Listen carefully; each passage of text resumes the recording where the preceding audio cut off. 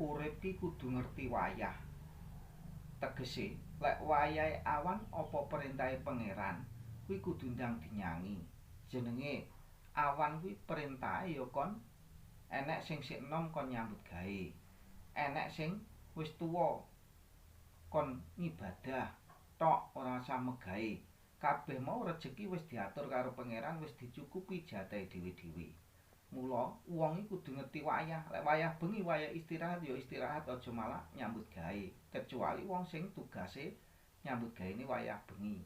Mula ora usah kuwatir masalah rejeki, babagan rejeki. Sing penting wong iki urip roh wayah.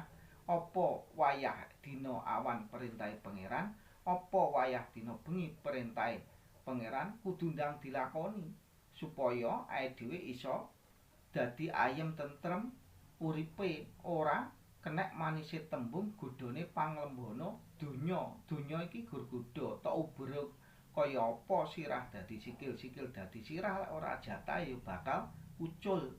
Mula ora sah bingung-bingung masalah babagan donya.